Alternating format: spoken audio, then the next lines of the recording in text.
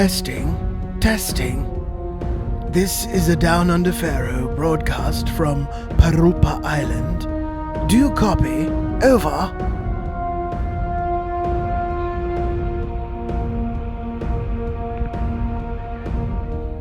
Breaker, this is the rubber duck. You are ready to go and cleared for landing in 1, 2, and 3.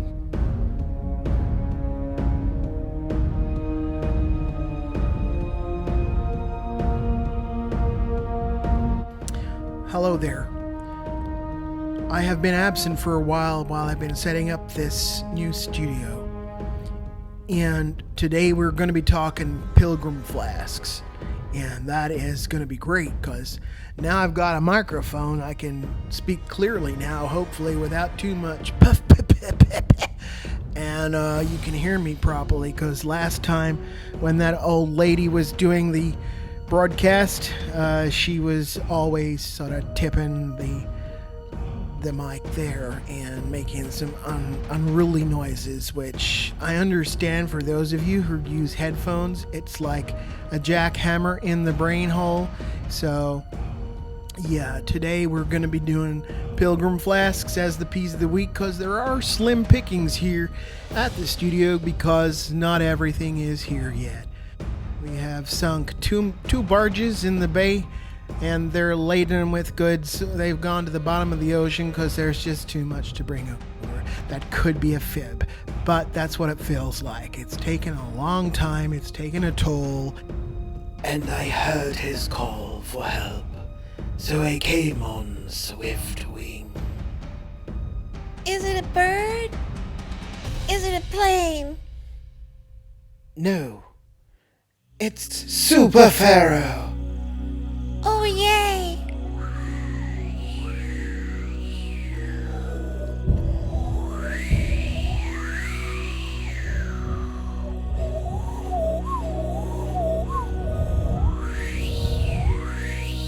And now, I have something to show you. Come this way.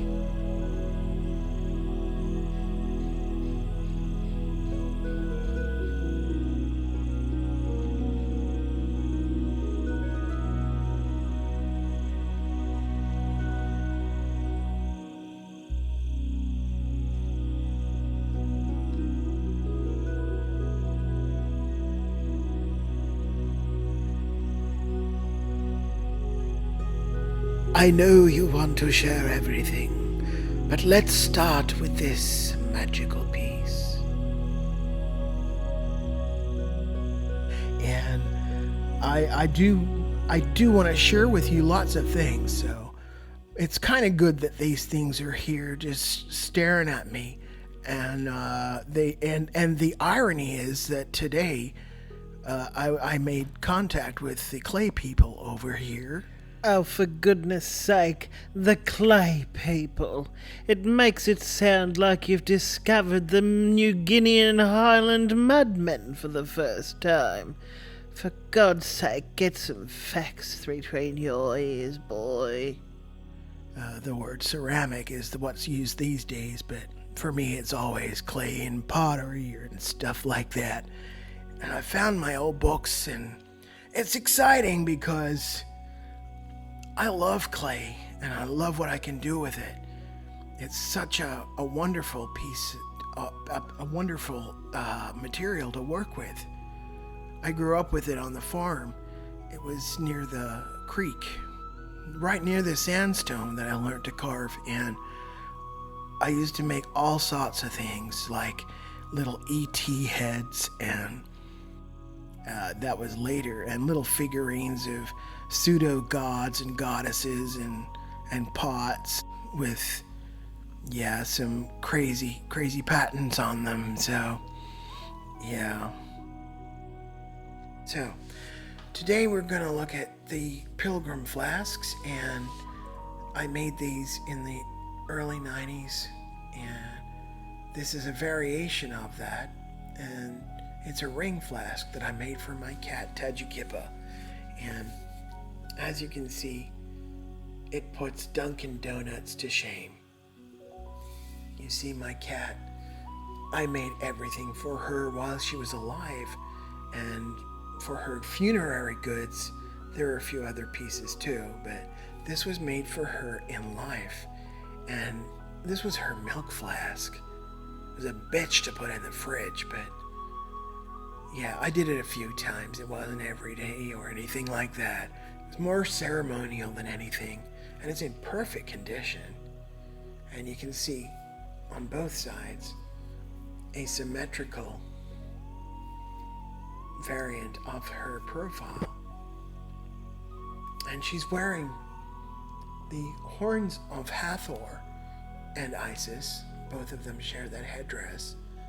And the disk of the sun resting in between the horns of Hathor. Yeah.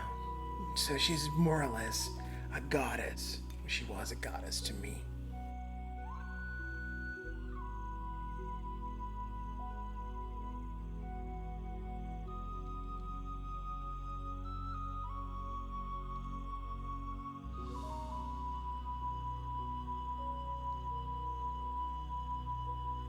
And you'll meet her hopefully before the end of the year.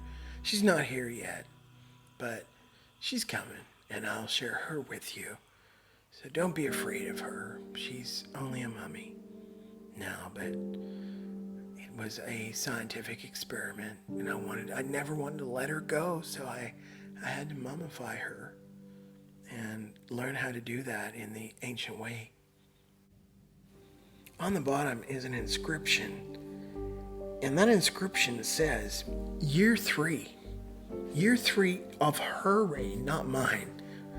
So 3 years since she was in my life, which dates this to about 1993, 94. And that's her name there. I'll just show you. Year 3 of Tadukippa. An unusual name, a Mitannian name, often said to think, some people think that it was the ancient name of Nefertiti.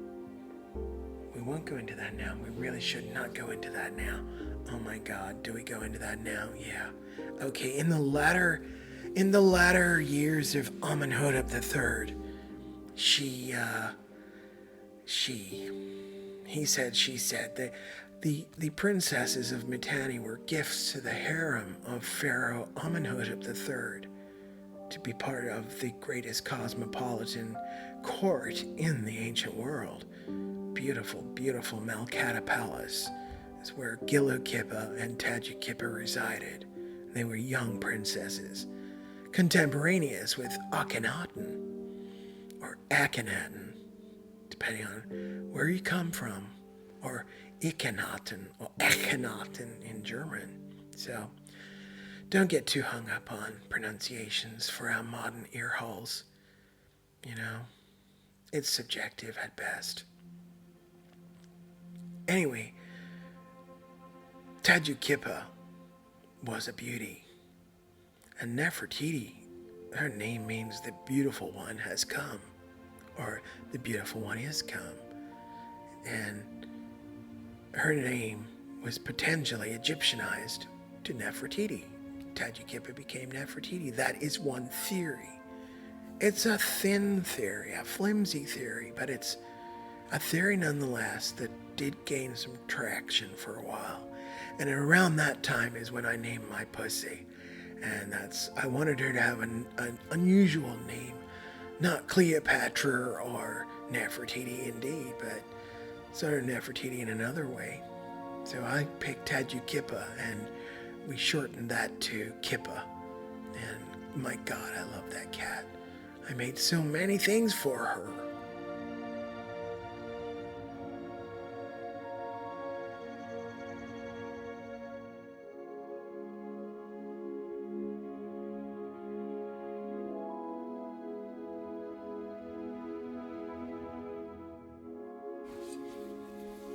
Her name continues on, and we've got day 26 of Peret. Now, Peret was a season of ancient Egypt. There are 3 seasons in ancient Egypt: Akhet, the inundation when the Nile burst its banks and flooded the Nile and put a lot of people out of work, the farming community. Oh, what are we gonna do now? And oh, misery me. But Pharaoh put him to work and did public building projects. The pyramids were said to be based on that fact. Corvee work, as it's also known, and temple buildings, etc., right through the course of Egyptian history. Wasn't necessarily slaves, as is so frequently shown in Hollywood. It was often to pay for the taxes It's all as for well. the cameras. So, after Akhet came Peret, which was when you planted the seeds into the fertile Nile silt that was deposited after the flood. Then after that came Shemu, one of the most beautiful names for a season. It was like harvest time, so therefore feasting time, a very, very happy time of the year. And Shemu would roll back into Akhet. So that was when this was made, converted into the Australian time span. I call that period Peret. Now the ring flask was a variation, a short-lived variation of the Pilgrim flask. It lasted from the reigns of Thutmose III, Jehotimes, up until the early years of the Amarna period. And then later on in the Meroitic periods, they had ring flasks as well. But that was inspired by the cosmopolitan nature of the ancient world as well. Mycenaean examples of ring flasks were dispersed right throughout the Mediterranean.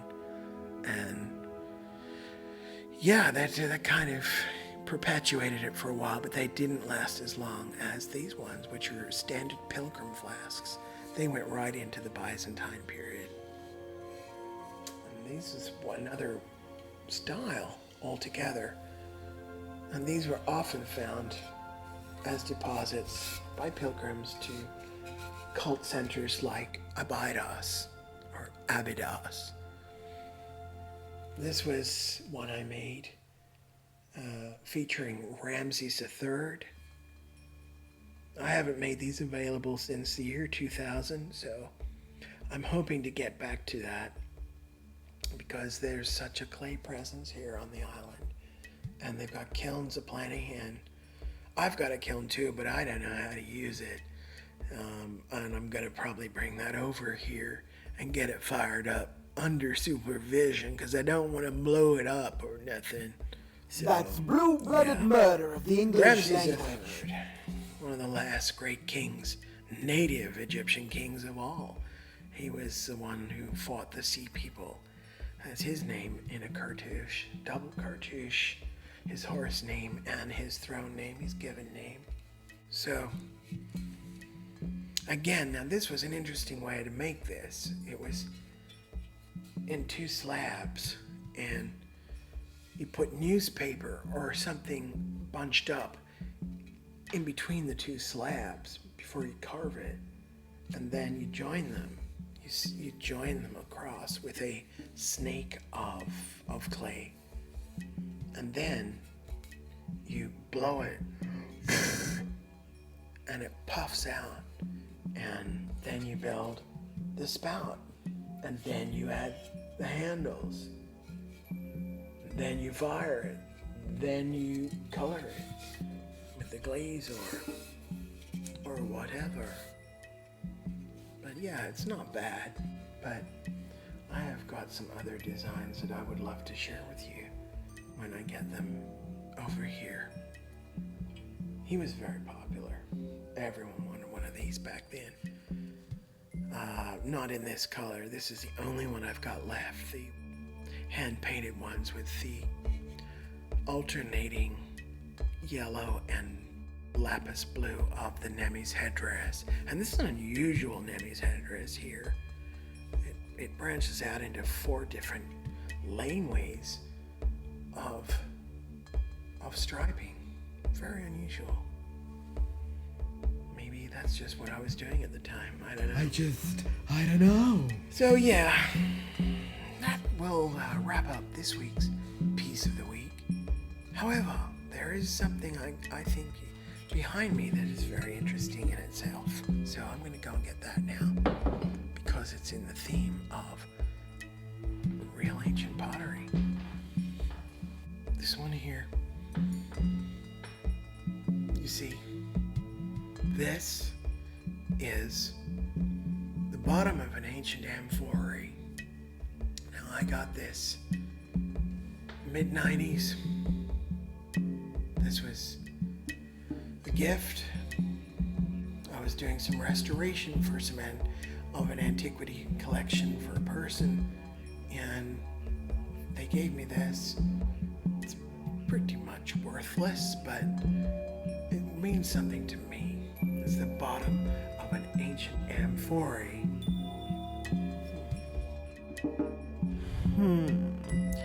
And that ends this week's Piece of the Week. I hope you found it infinitely inspiring and rewarding in a visual sense, as well as a few nuggets of knowledge coming into your head. I hope you can visit again next week, where we'll try and get something else happening from the archives. If you'd like to subscribe, then do so. If not, jam it.